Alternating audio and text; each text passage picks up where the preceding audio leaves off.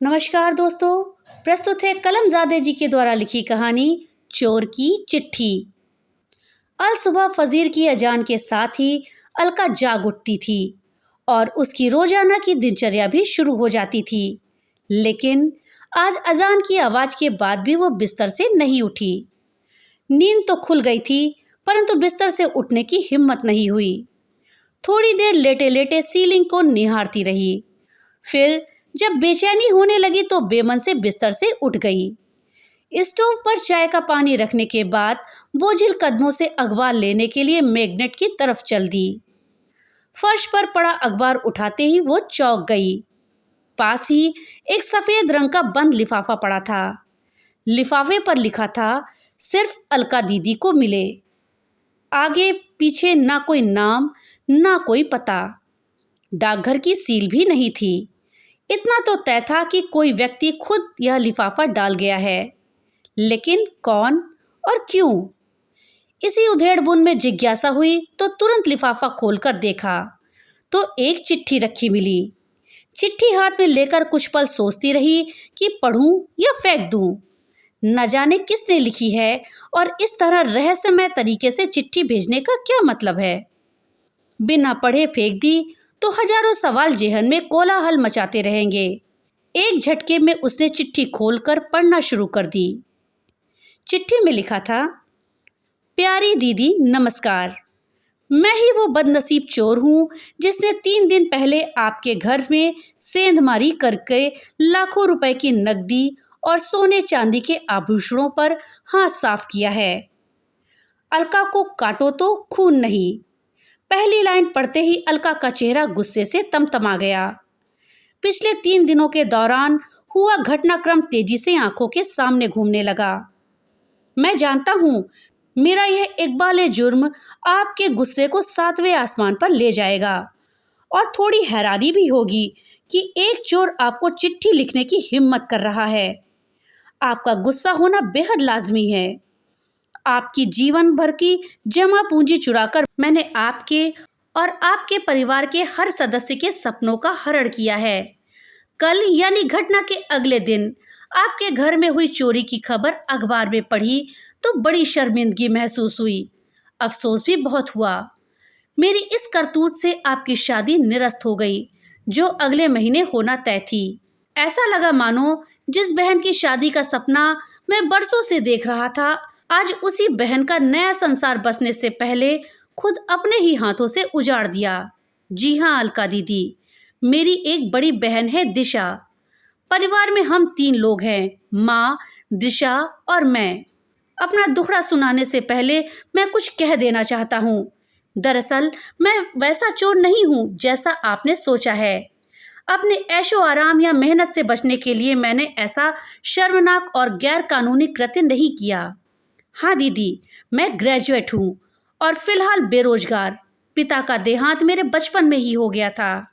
माँ ने सिलाई कढ़ाई और घर के कामों को करके हम दोनों भाई बहन का लालन पालन किया और माँ के बलिदान और जुनून की बदौलत ही हम दोनों स्नातक तक पढ़ाई कर सके। फिलहाल किसी छोटी मोटी नौकरी की तलाश में हैं, लेकिन काफ़ी चप्पलें घिसने के बाद भी नौकरी से महरूम हैं। बड़ी बहन की उम्र शादी के लायक हो चुकी है। उसकी आंखों में शादी को लेकर सजने वाले सपने मुझे साफ नजर आते हैं, लेकिन घर की आर्थिक स्थिति के चलते वो खामोशी धारण किए हुए है। मैंने और माँ ने बहुत प्रयास किए कि किसी तरह यहाँ वहाँ से पैसा उधार लेकर दिशा की शादी कर दे, लेकिन हर जगह दहेज और शादी कार्यक्रम के अच्छे इंतजाम की डिमांड हमें मजबूर करती रही। और फिर हम जैसों की मदद भी कौन करता है। बेटी की शादी ना होने से माँ भी दुखी रहने लगी है। माँ का दुख और बहन की घुटन मुझसे बर्दाश्त नहीं हुई। इसी जद्दोजहद और पसोपेश के चलते मैंने चोरी जैसे घृणित अपराध को अंजाम देने का दुस्साहस कर डाला। करीब 10 दिन तक अलग अलग घरों में रैकी करने के बाद आपके सूने घर में चोरी करने का मौका मिला और आपके घर से लाखों का सामान चुरा लाया। मैं खुश था कि अब धूमधाम से दिशा का विवाह कर सकूंगा। उसके सपने पूरे हो जाएंगे। साफ है कि चोरी की बात मैंने ना तो माँ को बताई और ना ही बहन से जिक्र किया। हाँ, इतना भर जरूर कह दिया कि अब घबराने की जरूरत नहीं। अच्छा लड़का देखना शुरू कर दो। शादी के लिए रुपए और आभूषण का इंतजाम मैं किसी तरह कर दूंगा। माँ व बहन दोनों ही बहुत खुश हुए। इतने खुश हुए कि उन्होंने यह भी नहीं पूछा कि बेटा इतने पैसों का इंतजाम कहाँ से और कैसे करोगे। शादी की बात सुनकर तो दिशा का चेहरा शर्म और खुशी से दमक उठा था। उसकी खुशी को देखकर मैं गदगद हो गया। पहली बार एहसास हुआ कि अपनी जिम्मेदारी और कर्तव्य का निर्वहन करना कितना सुखद और मन को आनंदित करने वाला होता है। बहन की शादी कर हम दोनों माँ बेटे मानो चारों धाम की तीर्थ कर लेंगे। लेकिन क्या एक बहन की जिंदगी उजाड़कर दूसरी बहन की खुशियां खरीदी जा सकती हैं? आपकी आंखों से बहते आंसुओं से मेरी बहन के जीवन में कभी खुशियों की बारिश नहीं हो सकती दीदी। मनुष्य को इतना भी निर्दयी नहीं होना चाहिए कि वो अपनी खुशियों के लिए दूसरों का घर संसार उजाड़ दे। दिशा के भाग्य में यदि शादी की खुशियां लिखी होंगी तो वो हर हाल में उसे मिलकर रहेंगी। बड़े बूढ़े भी कहते हैं कि भगवान ने सबकी जोड़ियां बनाकर ही नीचे भेजा है। मैंने सोच लिया था कि आपके सारे रुपए और एक एक आभूषण आपको लौटा दूंगा। कल दिन भर चिंतन मनन करने के बाद मैंने सामान लौटाने का यह तरीका अपनाया है ताकि आपसे क्षमा याचना भी कर सकूं। हो सके तो मुझे माफ कर देना दीदी। मैंने आपका सारा सामान एक थैले में रखकर आपके घर के मेन गेट से टिकाकर रख दिया है। जब तक आप सामान नहीं उठाएंगी मेरी नज़र उस पर जमी रहेगी ताकि कोई आपका सामान न उठा सके। एक साथ कई तरह के भाव अलका के चेहरे पर आकर धमाचौकड़ी करने लगे। चिट्ठी हाथ में दबाए वो बहुत तेजी से दरवाजे की ओर दौड़ी। एक झटके से दरवाजा खोला, थैला वहां रखा था। जल्दी से थैला उठाकर वो अंदर ले आई। एकदम से बिस्तर पर पलट दिया। नोटों की सभी गड्डियां और एक एक जेवर सही सलामत। उसकी आंखों से आंसू और होठों की मुस्कुराहट थिरक उठी। अलका ने सारे पैसे और जेवर दोनों हाथों से समेटकर अपने चेहरे से लगा लिए। फिर अचानक उसे चिट्ठी का ख्याल आया और एक बार फिर अचानक वो दरवाजे की ओर दौड़ी। दरवाजा खोलकर उसने चारों तरफ नजरें फिराकर देखा। सूनी सड़क पर कोई भी नहीं था।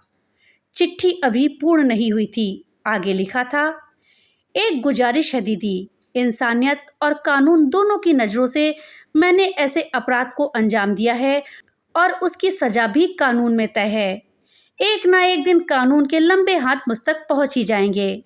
मेरे जेल जाने के बाद माँ और दिशा की जिंदगी बर्बाद हो जाने का पूरा अंदेशा है। अतः मैं चाहता हूँ कि पुलिस में दर्ज चोरी का मुकदमा आप वापस ले लें ताकि मैं पूरी तरह से बेफिक्र होकर अपनी माँ और बहन की सेवा कर सकूं, उनका सहारा बन सकूं। नमस्कार। अलका ने फौरन अपनी माँ और अन्य परिजनों को जगाकर सारा किस्सा सुनाया। उनके सामने जेवर और रुपए रख दिए। माँ का तो खुशी के मारे रो रो कर बुरा हाल हो गया। सभी ने भगवान का लाख लाख शुक्रिया अदा किया और ईमानदार चोर की इंसानियत पर। अलका ने मशरूका वापस मिलने की जानकारी पुलिस को देकर अपनी एफआईआर भी वापस ले ली।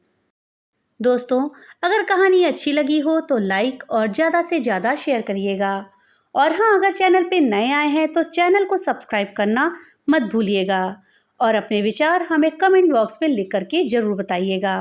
तो मिलते हैं अगली एक नई कहानी के साथ। तब तक के लिए बाय बाय।